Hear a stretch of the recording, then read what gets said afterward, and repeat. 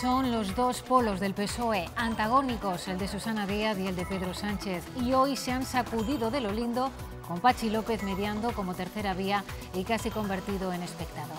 Reproches, pullas y sarcasmos que evidencian un PSOE partido en dos. El domingo veremos hasta qué punto y si la integración que propugnan los tres, si ganan, es realmente posible. Tu problema no soy yo, Pedro. Tu problema eres tú.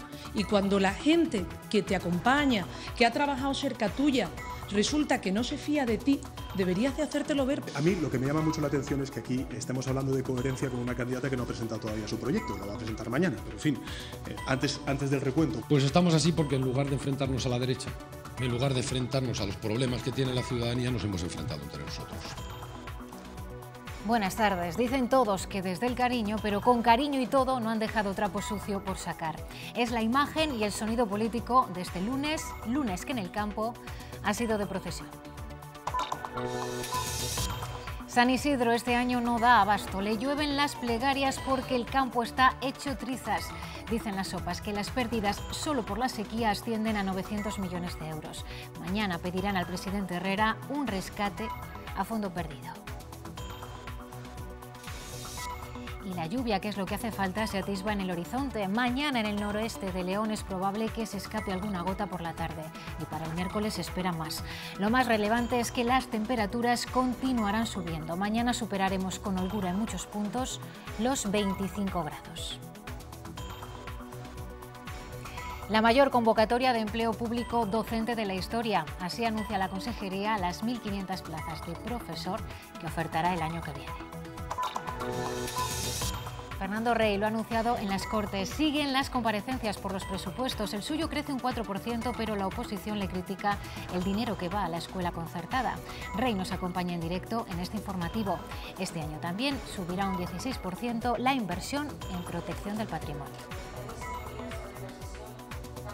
Ponemos en marcha un nuevo programa al que denominamos Iniciativas por el Patrimonio. Busca la efectiva colaboración de colectivos sociales, agentes locales, en el cuidado de inmuebles históricos o lugares patrimoniales.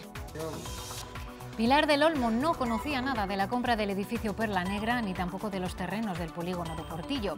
La consejera se desmarca de esta operación. Desde su despacho y en calidad de testigo le ha dicho al juez que de ese contrato se encargó Gesturcal. Y hoy han continuado los efectos del ciberataque del viernes porque hoy se han encendido muchos ordenadores después del fin de semana. Hay miles de instituciones chinas afectadas. Fue un hacker como él quien anónimamente puso freno al ataque del viernes. Hoy nos explica cómo de expuestos estamos y lo lucrativo que es delinquir en la red. Es verdad que mueve más dinero que el trata de blancas, mueve más dinero que las armas y mueve más dinero que la droga incluso.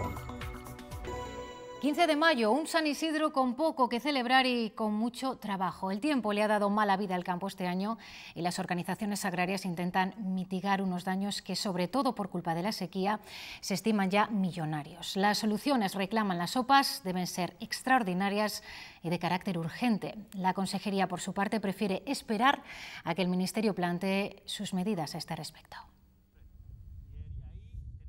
Las cifras confirman el desastre. Pérdidas de más de 900 millones y más de un 40% de la superficie del cereal que se irá al limbo a causa de la sequía. Sí, sobre todo ya el agua para muchas parcelas ha venido muy tarde, los daños ya son irreversibles. Las heladas y tormentas de las últimas semanas no han hecho sino extender el problema a otros cultivos, como la vid. Las asociaciones agrarias advierten, el campo está en una situación crítica y piden a la Junta que no abandone a su suerte a los agricultores. Estamos en un año especial, con un daño especial, y por eso pedimos medidas especiales este año. Unas medidas que podrían pasar por ayudas directas como el adelanto de la PAC o las exenciones fiscales. Se pide un rescate a fondo perdido, como se ha hecho, dicen, con otros sectores. Si hay dinero para rescatar, que sí que es dinero sin retorno, el de los bancos, el de las autopistas y el de los aeropuertos, pues ¿por qué no puede haber para los agricultores? Desde la Junta piden paciencia. Quieren conocer primero las políticas que tiene previstas el Ministerio de Agricultura. Hay que ver también qué saca el Ministerio, que no se vean todos los apoyos del Ministerio, tampoco sabemos. Trabajamos permanentemente. Este martes se verán las caras en el Consejo Regional Agrario los representantes del sector y la consejera de Agricultura. De allí podrían salir las primeras soluciones. Y mientras a San Isidro se le pide lo que no se puede arreglar en los despachos. La incertidumbre, como ven, no ha restado colorido a procesiones como esta en Cacabelos. Tractores engalanados para honrar al patrón de los labradores. En el Bierzo le han pedido que el tiempo se porte, por lo menos para salvar lo poco que queda de las cosechas. En el caso del vino, las pérdidas superan el 90%, en el de la cereza el 70% y en manzana y pera rondan ya el 100%. Y así procesionan a San Isidro Labrador en Dueñas, en Palencia, en barca y por el río Carrión. Tráfico les impide atravesar la autovía, así que se van al río para pedir agua. Esta campaña la necesitan más que nunca.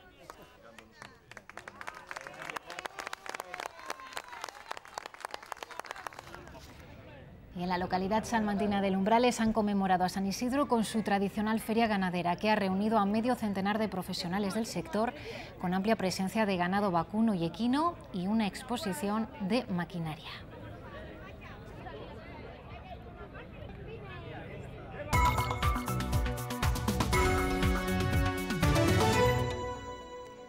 Era la última consejería que quedaba. La responsable de Cultura y Turismo ha explicado esta tarde su presupuesto para este año. Es el tercer ejercicio consecutivo en el que sube un 4,7% en este caso.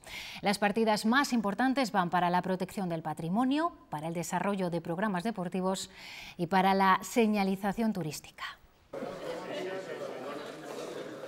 La partida que más sube es la de patrimonio, un 14%, con un programa especial para vincular a la sociedad con sus bienes culturales. Un programa que busca la efectiva colaboración de colectivos sociales, agentes locales, en el cuidado de inmuebles históricos o lugares patrimoniales necesitados de atención. Verá la luz el nuevo plan de industrias culturales y se darán ayudas directas a la creación de empresas dedicadas a la enseñanza del español. Una de las principales prioridades con la ejecución de este presupuesto es el apoyo a la generación de empleo en el ámbito de las industrias culturales. Al deporte se destinarán 19,5 millones de euros, un 11% más que hace 2 años, para fomentar el deporte escolar, el de rendimiento y mejorar las infraestructuras. Este eje acumula un incremento del 20,59% en los últimos 5 años, lo cual denota de forma indiscutible el compromiso de la Junta de Castilla y León con el deporte escolar. El turismo se lleva 24 millones de euros. Este sector reforzará la señalización y desarrollará un paquete de medidas para favorecer la fijación de población en el medio rural. La oposición le ha reprochado a la consejera que no haya explicado las cuentas de la Fundación Siglo, a la que llaman consejería paralela. Además, creen que los presupuestos son raquíticos, incongruentes y que no tienen ambición. Critican en especial que el patrimonio, pese a ser uno de los mayores recursos de la comunidad, se lleve solo el 0,18% de todo el presupuesto en total. Y hierba, aquí para que la cultura, el deporte y el turismo funcionen, tiene que haber presupuesto, tiene que haber inversión. Y la inversión, ya lo ven, brilla por su ausencia año tras año en estos famélicos presupuestos de la Junta de Castilla y León. El presupuesto de la Consejería de Cultura, de Turismo es pacato, decadente, carente de perspectiva de género y desde luego no consensuado. Presupuestos con muy poco dinero, 120 millones, en los cuales la menor partida es patrimonio. Claros y oscuros en un presupuesto que sobre todo destaca por su insuficiencia y porque de esa transversalidad de empleo que habitualmente nos suelen comentar, lo único que se deduce de estos presupuestos es simplemente un quiero y no puedo. La consejera ha contestado, dice que estas críticas son excesivamente negativas. García Cirac argumenta que el crecimiento presupuestario de su consejería está en la media de otras carteras, en un 4,72%. Y ha reiterado además que son unos presupuestos realistas y comprometidos con Castilla y León. Si no creyéramos en que con estos presupuestos estamos poniendo sobre la mesa unos presupuestos realistas, unos presupuestos que se enmarcan en la realidad de Castilla y León y en el potencial que tanto el turismo como la cultura como el patrimonio tienen para nuestra tierra, no estaríamos aquí. Si estamos aquí es porque creemos en Castilla y León. Y por la mañana el consejero de Educación ha dejado en su comparecencia en esa misma Comisión de Hacienda varios titulares. Entre ellos, más inversión que permitirá, entre otras cosas, construir 3 colegios nuevos, más dinero para becas y una convocatoria de oposiciones que dice va a ser histórica. Así que sobre todos estos temas vamos a preguntar a Fernando Rey, que nos acompaña ya esta tarde. Consejero, buenas tardes y bienvenido. Muy buenas tardes, muchas gracias. Tenemos muchísimos temas y poquísimo tiempo, así que por empezar por partes. Aumenta el presupuesto un 4%, son más de 1.900 millones de euros. Y le voy a pedir un titular, que destaque en concreto algo que le gusta de este presupuesto. Bueno, me gusta este presupuesto que nos va a permitir realizar obra nueva y mejorar la infraestructura, el equipamiento de nuestros centros educativos, mantener los niveles de calidad, pero sobre todo destacaría que es un presupuesto muy social. Aumenta las partidas de becas, aumenta la partida espectacularmente de ayuda a libros, sobre todo de familias que no, en fin, que están muy ajustadas, ¿no? Que no llegan a final de mes, claramente. Becas, tenemos una nueva línea de convocatorias de ayudas a la investigación, también la investigación universitaria mejora. En general mejoran notablemente las partidas, pero sobre todo con este sesgo social de ayuda a la gente que tiene más dificultades, transporte escolar, comedores, etcétera. Bueno, y además ha confirmado esta mañana esa convocatoria histórica de empleo público para docentes, 1.500 plazas. Con esas plazas se va a conseguir cubrir el déficit que hay en la plantilla. ¿Se va a llegar a niveles previos a la crisis? Sí, bueno, básicamente ahora mismo no tenemos una plantilla con déficit porque los profesores tuvieron que dar más horas de clases, tuvieron que estirarse y se amplió la ratio alumno-profesor, ¿no? Pero con esta medida lo que vamos a conseguir es reducir la tasa de interinidad, que en secundaria es del 20%, al 10%, 9-8%, que es el objetivo, ¿no? En los maestros la tasa de interinidad es del 9%. Creemos que eso va a permitir a los profesores interinos, son muchos, son demasiados, poder consolidar su puesto de trabajo, pero también podemos dar esperanzas a profesores nuevos, profesores que se incorporen, que ingresen en el cuerpo de profesores el año que viene de secundaria de nuestra comunidad. Bueno, esta pregunta se la vamos a dedicar a los opositores, a quienes están estudiando, porque esa gran oferta puede suponer también un efecto llamada para otras comunidades autónomas. Se habla porque hay inquietud. ¿Es verdad que se estaría buscando la fórmula de hacer coincidir los exámenes en todas las comunidades para evitar que eso suceda? Claro, porque todas las comunidades estamos interesados en consolidar el mayor número de profesores interinos nuestros que tenemos, que son profesores interinos que no necesariamente son de Castilla y León, pero trabajan en Castilla y León. Todas tenemos este interés y estamos en conversaciones para realizar los exámenes el próximo año. Como se sabe, estas oposiciones congregan a tanta gente que tenemos que hacerlo en el mes de julio, porque si no colapsaría el sistema educativo si se hiciera algo del año. Por tanto, en el mes de julio, como coincide que la mayoría de las comunidades lo van a hacer de secundaria, nos hemos puesto el reloj todos a la misma hora, porque hasta este momento coincidían unos de maestros, otros de secundaria, de tal manera que no va a haber efecto de llamada y es posible que cada interino pueda presentarse en su comunidad para tener las máximas posibilidades, ¿no? Bueno, con eso nos quedamos. Vamos a escuchar ahora a la oposición lo que ha dicho esta mañana sobre estos presupuestos de educación. De cada 10 euros que aumenta el presupuesto de educación para este ejercicio, 9 van destinados a incrementar la enseñanza concertada. Y con eso ni siquiera es suficiente. El importante aumento que hay en enseñanza concertada y que creo que nos merecemos una explicación. Mucho más porque las alocuciones que realiza la Consejería a favor del principio de libertad de elección de centro, en primer lugar, no se cumplen para todo el mundo. Bueno, han coincidido todos los grupos de la oposición en esa crítica al dinero que va a la escuela concertada. ¿Cuál es la explicación que da el consejero? Claro, la explicación es la siguiente. Castilla y León, el porcentaje de la concertada respecto al total se mantiene invariable desde 1999, 30%. Y además, según datos del Ministerio de Educación de la semana pasada, nos cuesta, ese 30% nos cuesta el 12,6%. O sea, es sensiblemente más barata que otra, aunque, en fin, tiene una calidad extraordinaria. Yo quiero destacar la importancia de la escuela concertada en nuestra comunidad, de ese 30%.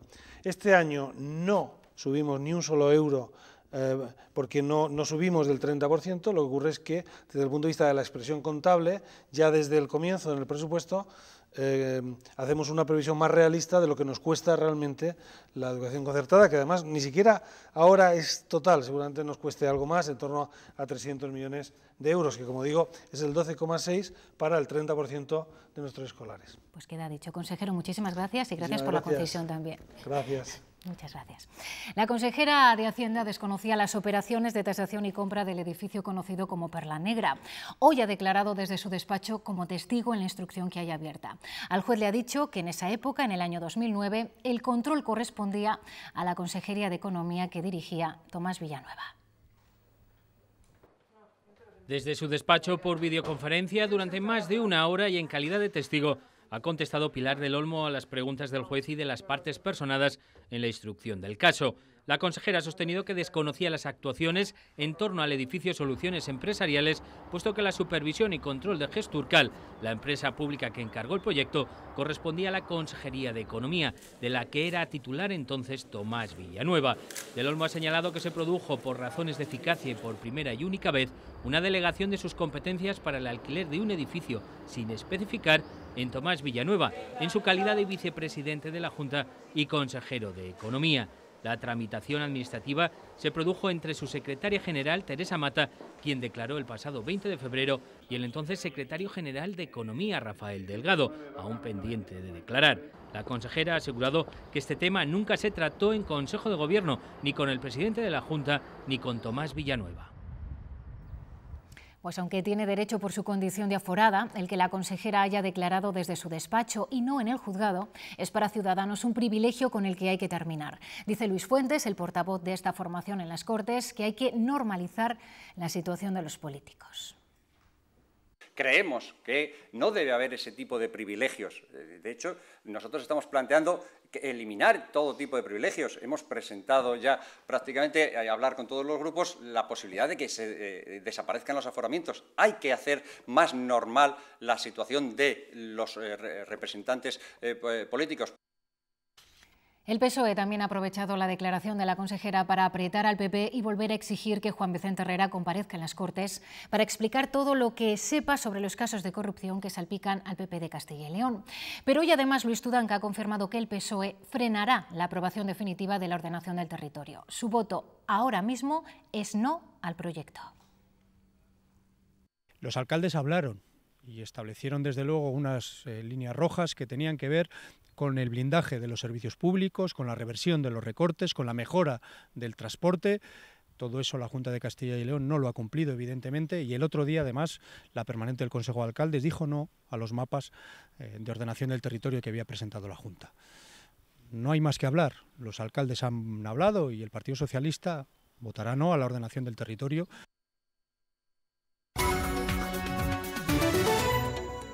¿Quién ha ganado el debate de hoy en el PSOE? A estas horas, periodistas y analistas que hoy llenaban por decenas la sede de Ferraz tienen su propia respuesta a esta pregunta.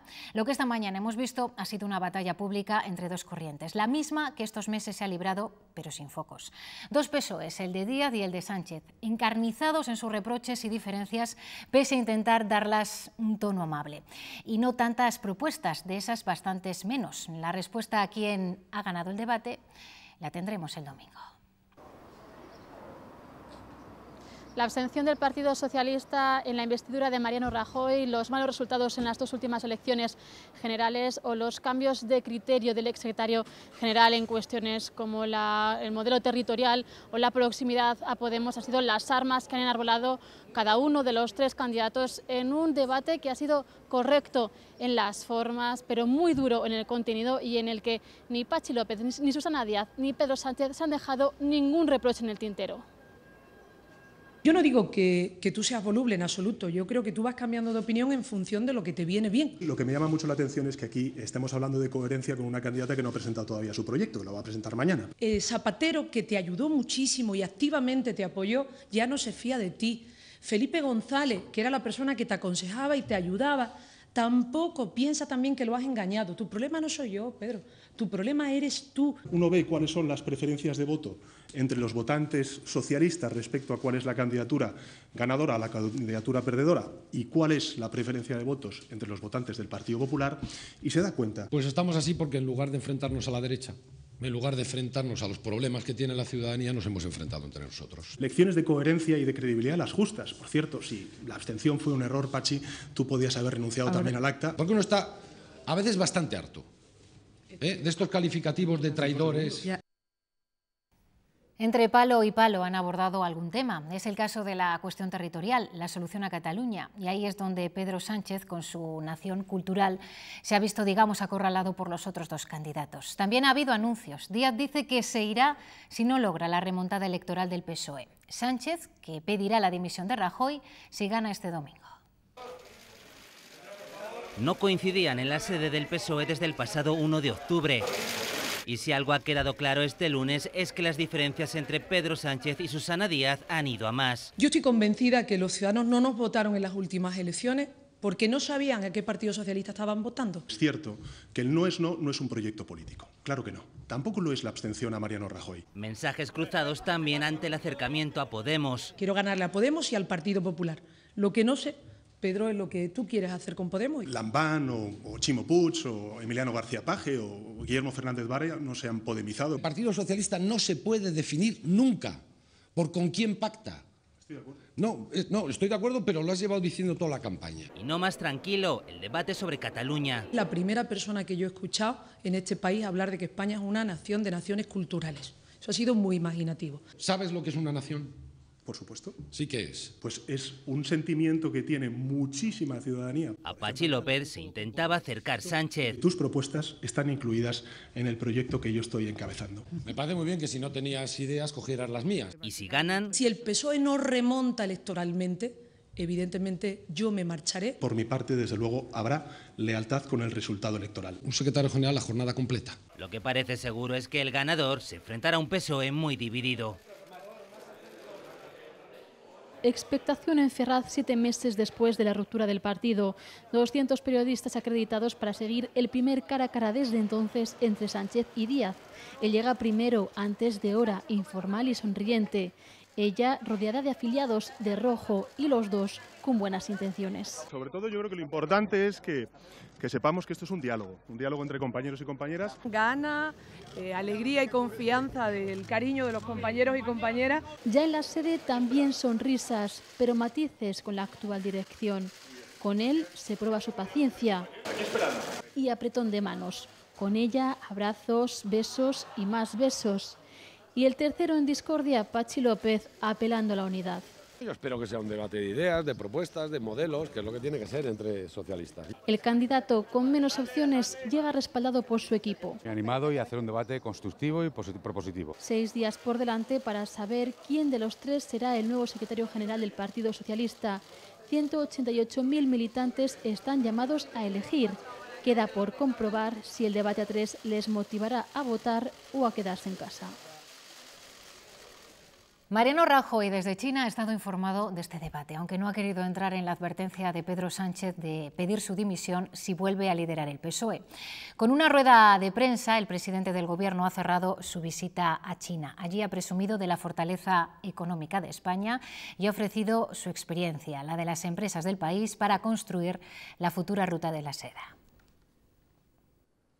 Aún no hay acuerdos concretos, sí muy buenas sensaciones sobre la nueva ruta de la seda. Creo que esta es una operación muy positiva, que es de medio y de largo plazo. El Gobierno de España se va de China abriendo camino a las empresas españolas. Se trata de empresas que ya el 73% de su actividad la llevan a cabo no en España, sino fuera de nuestro país. La experiencia de estas empresas es algo que ya nadie discute ni pone en tela de juicio. Y eso es lo que ha reiterado al gobierno chino, poniendo como ejemplo grandes obras con sello español, como el Canal de Panamá, el AVE de la Meca a Medina o el aeropuerto de Heathrow. España ofrece a China su experiencia también en reformas económicas y su ubicación geoestratégica. España puede ser un enlace entre Asia y Europa, con África y con América Latina. La nueva ruta de la seda puede animar aún más la llegada de turistas a nuestro país y, entre tanto, se diseña el plan de infraestructuras que la dará forma. España se propone estrechar más las exportaciones. El de China es un mercado de 1.300 millones de personas. En los últimos años hemos visto cómo caen los partidos tradicionales y cómo surgen otros nuevos en Europa. Pero en el continente hay algo que no cambia: el eje franco-alemán sobre el que pivota toda la política. Angela Merkel y Emmanuel Macron lo han reeditado esta tarde en Berlín, en el que ha sido el primer viaje oficial del presidente de Francia, que apenas lleva 24 horas en el cargo. 5 años después se repite la misma imagen. Al igual que François Hollande en 2012, Emmanuel Macron ha viajado a Berlín en su primer día ejerciendo la presidencia de la República. Su visita a Angela Merkel es al mismo tiempo un símbolo de la pujanza del eje franco-alemán y una declaración a favor de la Unión Europea. Ambos coinciden en que hay que reformarla para fortalecerla. Existe la necesidad de una Europa menos burocrática y de una Europa que nos proteja. Hemos acordado trabajar en una hoja de ruta común para la Unión Europea y la zona euro. Primero vamos a trabajar en qué queremos reformar. Alemania solo irá bien a largo plazo si Europa va bien, y Europa solo irá bien si hay una Francia fuerte. Antes de su vuelo a Alemania, Macron ha nombrado primer ministro a Édouard Philippe, a quien su antecesor Bernard Cazeneuve ya ha traspasado los poderes. Soy un hombre de derechas, lo que sé que no es ninguna sorpresa. Philippe es un político moderado de los republicanos, el Partido Popular francés. Y bastante antes de que Macron ni siquiera fuera candidato, ya decía que coincidía con el 90% de sus ideas. Los dos comparten también formación en la Escuela de Élite de Funcionarios de Francia. Philippe ya se ha instalado en su residencia oficial y este martes anunciará la composición de su gobierno.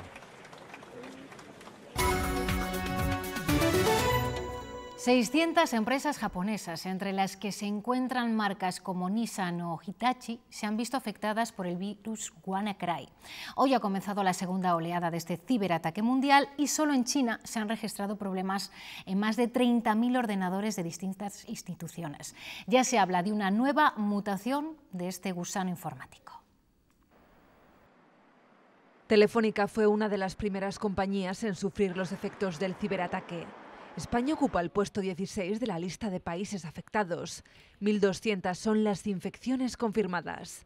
El virus se dedica a extorsionar al usuario. Coge los archivos que tienes en el ordenador, inventa una clave de cifrado, los cifra y entonces lo que hace es pedir un rescate por esa clave, o sea, para devolverte esta clave de cifrado. Una vez infectado un ordenador, el virus se expande rápidamente a toda la red. Hasta el momento se habla de más de 230.000 ordenadores afectados en más de 179 países. Ha habido países como China, como Rusia, Estados Unidos o Reino Unido o incluso Francia que han sentido el efecto del ataque más allá de sus redes corporativas, es decir, en servicios esenciales. Es el ejemplo de los hospitales de Indonesia donde los pacientes han tenido que rellenar los formularios a mano.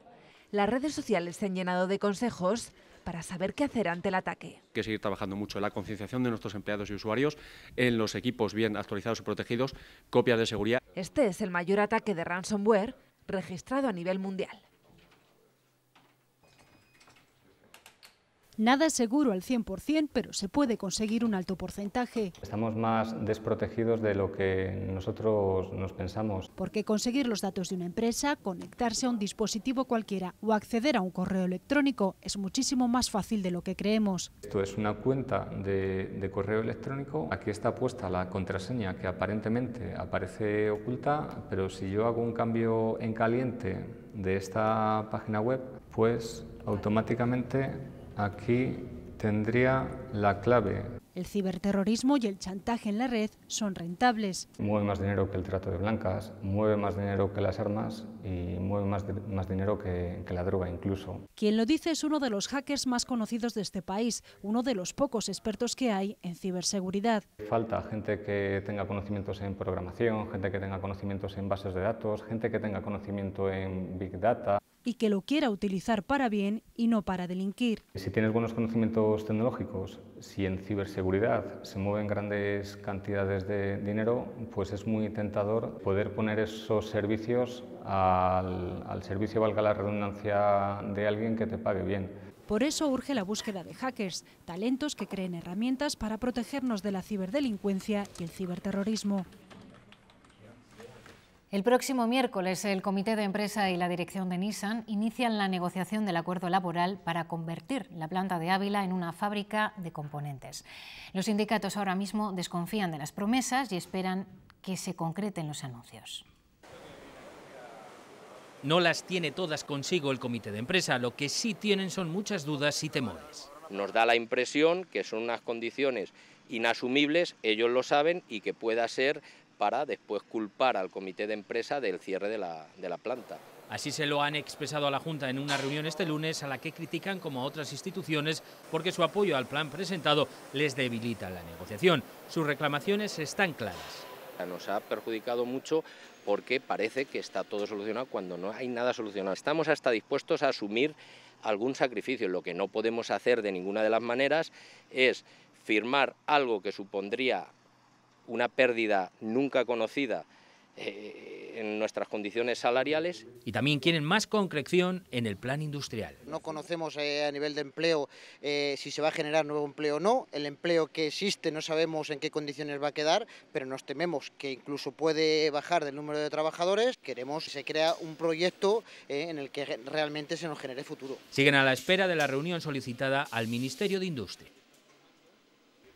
El número de trabajadores de Puertas Norma crece un 25,3% en el primer cuatrimestre del año, hasta situarse en los 292 empleados. La previsión es que esta factoría soriana facture 26 millones de euros en 2017. Y eso que en enero de este mismo año la compañía cifraba sus pérdidas en más de 4 millones de euros anuales. Tras el cambio de accionariado y la entrada de los hermanos Tarragó en el Consejo de Administración, la empresa ha mejorado sus cifras e incrementado su plantilla en más de 60 trabajadores. Ahora el reto que se marcan es mejorar los sistemas de producción para seguir creciendo en los mercados internacionales. La mejora de procesos y sobre todo análisis de costes y control de compras, que eso les va a ayudar muchísimo a cumplir con los planes de futuros de la compañía. ¿Cuál es la leche sin lactosa? La B. B. Bueno, que la A. No, pero la B también. La B. La A. Solo sabrás que es leche sin lactosa si te lo dicen. Disfruta de la nueva Pascual sin lactosa. Sabe tan bien cómo te sienta. Una joven de 19 años permanece en estado grave en la unidad de cuidados intensivos del Hospital Virgen de la Vega en Salamanca, tras recibir una paliza el sábado pasado.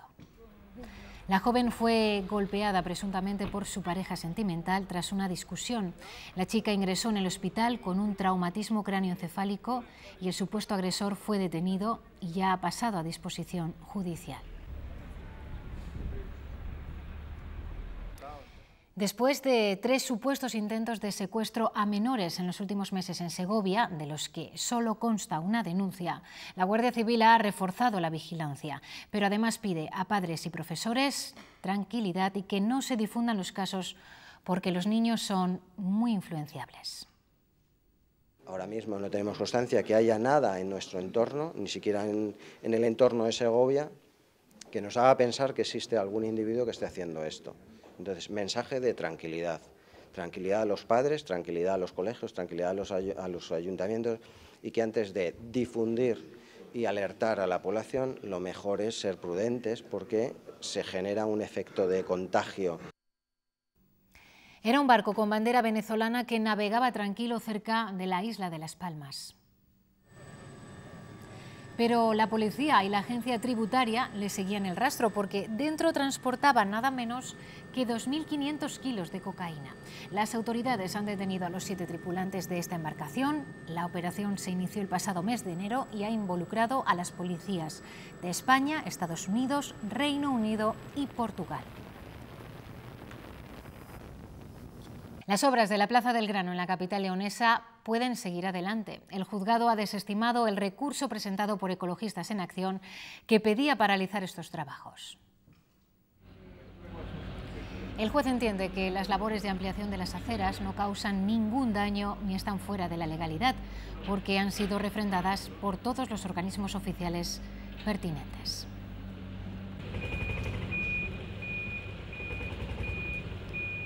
Hoy se han presentado los 3 carteles ganadores que representarán la próxima edición de la Seminci, la número 62. Han sido elegidos entre un total de 618 propuestas llegadas de todo el mundo.